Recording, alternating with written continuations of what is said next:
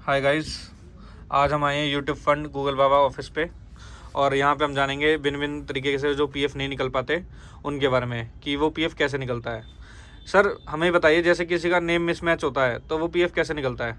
Name mismatch के लिए उसमें डॉक्यूमेंट सेम होने चाहिए। जैसे उनके पास Aadhaar card, PAN card, marksheet, voter ID card, DL, passport, visa और फैमिली आईडी हरियाणा में जो चलती है। बाकी बहुत सी और भी डॉक्यूमेंट गवर्नमेंट जो इस गवर्नमेंट से जो डॉक्यूमेंट प्रोवाइड होते हैं वो मेंबर लगा सकता है। बाकी मेंबर इस तरह से परेशान हो जाता है कि डॉक्यूमेंट भी लगा देता है और उसका सही भी नहीं हो पाता। तो पीएफ के रूल के हिसाब से आधार कार्ड और उसका जो यूनियन नंबर के अंदर जो डाटा है, दोनों सेम डाटा होना चाहिए। उसके आधार कार्ड में भी सेम होना चाहिए, पैन कार्ड भी सेम होना चाहिए और वोटर, डीएल, मार्कशीट जो भी उसके पास डॉक्यूमेंट है वो प्रॉपरली सेम, एक ही नाम, एक ही डेट ऑफ बर्थ, एक ही फादर नेम सेम होना चाहिए। ऐसा नहीं कि उसमें अलग लिखा हुआ है और इसमें अलग लिखा है। इसी कारण मेंबर परेशान ज़्यादा होते हैं, वो पीएफ का पैसा नहीं निकाल पाते हैं। बाकी फादर नेम के लिए सेम डॉक्यूमेंट है। डेट ऑफ बर्थ के लिए जैसे माइनर करेक्शन होती है, छोटी मोटी करेक्शन के लिए डॉक्यूमेंट लगा सकते हैं। एक होती है पूरा नाम चेंज करने के लिए, तो पूरा नाम चेंज करवाने के लिए भी बहुत से डॉक्यूमेंट और लेटर पैड लगते हैं कंपनी से, और clarification letter, joint declaration form आजकल तो ऑनलाइन हो गया है। बाकी जिनका भी जो कंपनी बंद हो गई हैं, इसके बारे में आपको फुल डिटेल से बताएंगे जो कंपनी बंद हो गई हैं। बाकी अभी आपके वो नाम, date of birth, living, joining problem के बारे में बता रहे हैं। बाकी आपको फुल डिटेल के साथ कि किन डॉक्यूमेंट की जरूरत पड़ेगी, किस तरह से करवा सकते हैं, ऑनलाइन करवा सकते हैं, ऑफलाइन में डॉक्यूमेंट मतलब देते हैं तो क्यों डॉक्यूमेंट देते हैं, किस रीजन पे ऑफलाइन करेक्शन करवा सकते हो, 90-10 फुल एंड फाइनल पैसे निकाल सकते हो। और बहुत सी चीज़ें हैं जो ऑफलाइन में होती हैं, ऑनलाइन में नहीं होती। जैसे डेथ केस हो गया और पेंशन, 10D मंथली पेंशन, और बहुत से डॉक्यूमेंट लगते हैं जो ऑफलाइन में काम होता है पीएफ का। अगर सर किसी का यूएन डिसेबल हो गया है और उस पर लिखा आता है पोर्टल पे ब्लॉक, तो उनका कैसे होगा? क्या वो पीएफ नहीं निकाल पाएंगे अपना पूरी ज़िंदगी भर? उसमें ब्लॉक का कई रीजन होते हैं। जैसे बहुत से गलत केवाईसी हो जाती हैं, बहुत से जैसे ना डिटेल पीएफ के रिकॉर्ड के हिसाब से डिटेल मैच नहीं होना। जैसे केवाईसी होगी, बहुत से लोगों को थर्ड पार्टी केवाईसी हो जाती है, या स्कीम के जो ARB स्कीम होती है उसके अनुसार और गलत फ़ायदा लेना। डिसेबल का मतलब है कोई भी चीज़ गवर्नमेंट के रूल के हिसाब से, उनके डाटा के हिसाब से डाटा मैच नहीं है, या कुछ गलत इश्यू, कुछ भी मतलब कि योजनाएं ले ली हैं, कुछ भी स्कीम बेनिफिट लिया, तो उसके कारण डिसेबल यूनियन नंबर होते हैं। तो इन्हें सही करवाने के लिए किन डॉक्यूमेंट की जरूरत पड़ेगी, इसके बारे में आपको पूरी डिटेल बताएंगे। आप हमसे वीडियो में कमेंट कर सकते हो, उसी हिसाब से आपको वीडियो बना के देंगे और उसके बारे में फुल डिटेल प्रोवाइड करेंगे। क्या ऐसे मेंबर ऑफलाइन में पैसा निकाल सकते हैं सर, ऑफलाइन फॉर्म 90-10 भर के? तो उसकी कंडीशन होती है, ऐसा ऑफलाइन में निकाल सकते हैं।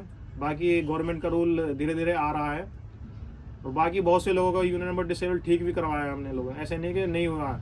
जैसे कंपनी की वेरिफिकेशन होती हैं, उनको वेरिफिकेशन पूरा करवा के सही डॉक्यूमेंट जो उसमें लगते हैं, उसी डॉक्यूमेंट को आप जो डॉक्यूमेंट कंपनी से आपको प्रोवाइड किए गए हैं, और पीएफ ऑफिस से जो कुछ डॉक्यूमेंट पीएफ ऑफिस वाले भी लिख के देते हैं, उन डॉक्यूमेंटों को आप प्रोवाइड करो पीएफ ऑफिस में, या हमसे कांटेक्ट कर सकते हो। जो भी डॉक्यूमेंट उनके पीएफ सही करवाने के लिए डॉक्यूमेंट लगेंगे हम आपको बता देंगे। और सर किसी का रीजॉइनिंग केस हो, एक बार नौकरी करने के बाद निकाल लिया हो, फिर दोबारा ज्वाइन कर लिया हो, उन केसेस में क्या होगा? उन केसेस के विड्रॉल होंगे या नहीं हो पाएंगे? तो उनके होंगे, उनके भी होते हैं। ये सबसे मेन और सबसे बेकार और सबसे ज़्यादा टाइम और सबसे ज़्यादा मेंबर परेशान इसी रीजन में होते हैं। रीजोनिंग केस क्या होता है कि मेंबर काम कर लेता है एक बार, जैसे मान लो 18 से 20 तक काम कर लिया उसने, उसके बाद क्या करता है कि लॉकडाउन के बाद कुछ ऐसी कंपनी थी, 1-2 महीने कहीं और काम कर लिया, उसके बाद फिर इसी में सेम मेंबर आईडी में ज्वाइनिंग कर ली। तो उसका रीजॉइनिंग करवाना बहुत मुश्किल काम होता है, उसका ऑनलाइन नहीं करवा पाते।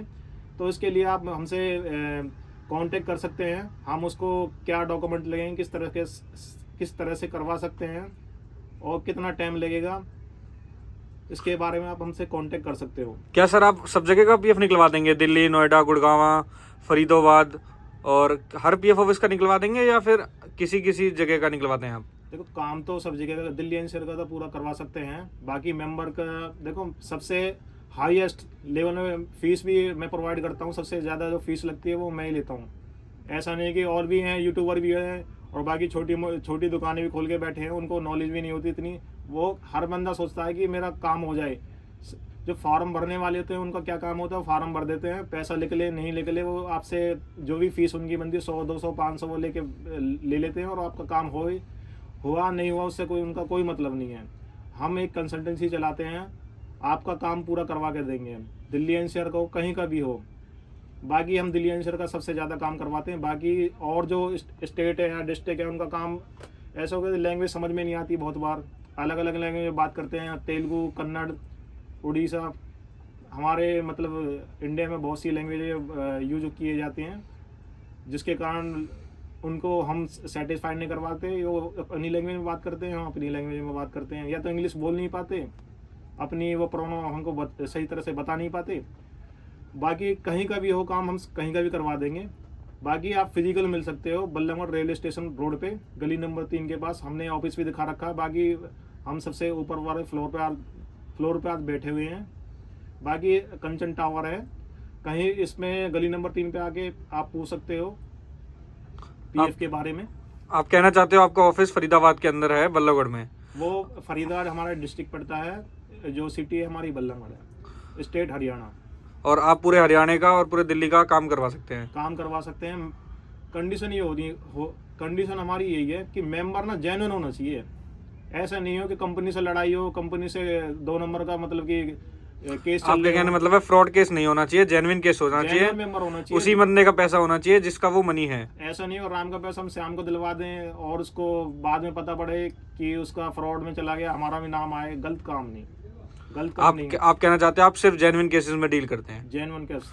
और सर आप पूरे मतलब हर जगह का करवा देंगे? जैसे किसी किसी के केस आते हैं कि एम्प्लॉयर रिस्पॉन्ड नहीं कर रहा, एम्प्लॉयर हेल्प नहीं कर रहा, कंपनी हेल्प नहीं कर रही, फॉर्म अटैच नहीं कर रही, क्या इन केसेस में भी आप डील करेंगे सर लेबर कोर्ट वगैरह से? हाँ, लेबर कोर्ट में काम करवाता हूँ। बहुत से जो मेंबर परेशान हो जाते हैं, एम्प्लॉयर के पास जा के बोलते हैं कि मेरा काम करवा दो। बहुत से एम्प्लॉयर ऐसे होंगे जो प्राइवेट लिमिटेड बड़ी बड़ी कंपनियों को नॉलेज होती है, छोटे मोटे जो इंटरप्राइजेस वगैरह एम्प्लॉयर को नॉलेज नहीं हो पाती। बाई चांस देखो डेथ केस होती है, डेथ केस हो गया, 10D हो गया, इनके बारे में उनको पता नहीं होता। वो 90-10C फार्म इतना ही लिमिट होती है, 90-10C में मोर स्टैम्प लगा दी या इतना ही बस। क्या सर एमएनसी का भी पीएफ आप निकलवाते हैं? जो वॉलंटरी पीएफ करता है एमएनसीज में, बड़ी बड़ी कंपनियों में, उनके में भी आप डील करते हैं सर? सर करवा देंगे, उसका भी कंडीशन होती है। अगर ज़्यादा एम्प्लॉय हैं, 1-2 एम्प्लॉय के देखो उसकी कंडीशन हाई लेवल पे होती हैं, उनका भी काम करवा देंगे। मगर बल्क में काम होगा तो ठीक होगा। 1-2 केस होंगे तो करवाने में समर्थ होंगे, क्योंकि उसमें टाइमिंग ज़्यादा लगता है, कॉस्टली भी है, थोड़ा सा अलग लगता है उसका। क्या सर आप एग्जम्प्टेड एस्टेब्लिशमेंट में भी डील करते हैं? जो कंपनियां खुद ही पीएफ काटती हैं, एग्जम्प्टेड होती हैं, जिनका सिर्फ पेंशन जमा होता है पीएफ ऑफिस में, और पीएफ वो अपने पास जमा करती हैं, क्या आप वो भी डील करते हैं सर? सर वो भी डील हो जाएंगी। वो भी उनका देखो उनका अलग से एक सॉफ्टवेयर होता है, वो खुद ही पैसे काटते हैं, खुद ही अपना जमा करती हैं। 19 का जो पैसा होता है उनका खुद ही जमा करती हैं। बाकी पेंशन का पैसा पीएफ भी जमा करता है। बाकी कंपनी के अंदर आधार कार्ड लिंक नहीं होता। ये आधार कार्ड पहले 2012 के बाद जो आधार कार्ड 2012 के बाद आधार कार्ड बनने स्टार्ट हुए थे, उससे पहले कि ये वोटर ID कार्ड या राशन कार्ड ये मन मर्जी ऐसे ही भर्ती कर लेते थे, जिसके कारण इनकी बहुत सारी गलतियाँ होती थी। और उस टाइम यूनियन नंबर भी बहुत ही कम लोगों के पास होता था। वो पीएफ नंबर से डाटा अपना निकालते थे और इस तरह से पीएफ ऑफलाइन में फार्म भर के उनका 90-10 को विड्रॉ कर लेते थे। बाकी अब ऑनलाइन आ गया है तो बहुत से लोगों का पीएफ नंबर है, अब भी वो अपना आधार कार्ड लिंक नहीं करवा पाते, और कंपनी बहुत सी भग जाती हैं या क्लोज हो जाती हैं या लाइव शो करती हैं। ऐसे लोगों के लिए एक सेपरेट वीडियो बना के दूंगा।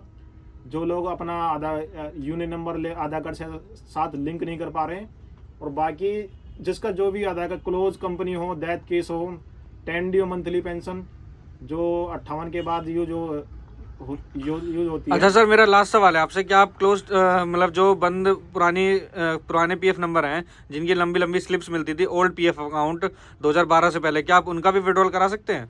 नहीं, उनका भी काम हो जाएगा। मगर उनके जो पीएफ नंबर है उनका रिकॉर्ड शो करना चाहिए हमारे पास।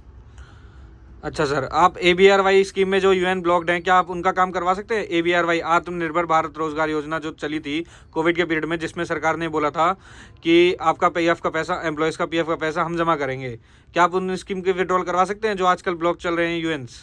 तो उसमें सर क्या है, गवर्नमेंट जो EPO जो सबसे मेन जो हेड ब्रांच है PF ऑफिस की, वो छानबीन कर रही है जिन कंपनियों का ये मतलब कि वेरीफाई हो गया उनका ब्लॉक ब्लॉक से खुल गया है। पहले ब्लॉक था, अब बहुत सी कंपनियों को मैंने भी अनलॉक करवा दिए हैं और बहुत से लोगों को ठीक करवा दिया है। और उनका जैसे अगर गलत उसने स्कीम का गलत लिया है तो उसका ठीक करवाने में बहुत सी दिक्कत होती है। अगर जेन्युइन मेंबर है और जेन्युइन उसने पीएफ का पैसा, उसने स्कीम का पैसा लिया है और जेन्युइन मेंबर हो, जेन्युइन कंपनी हो, तो उसका स्कीम का उसके बेनिफिट दिलवा सकते हैं हम। अच्छा सर, जो चंडीगढ़ फ्रॉड में केसेस हैं, क्या आप उनके बारे में कुछ कह सकते हैं? हाँ, उनके बारे में अभी वेरिफिकेशन चल रही है, बाकी बहुत से लोगों को ठीक भी करवा दिया। आपके कहने का मतलब है जो सस्पेशियस एस्टेब्लिशमेंट है हमारे देखो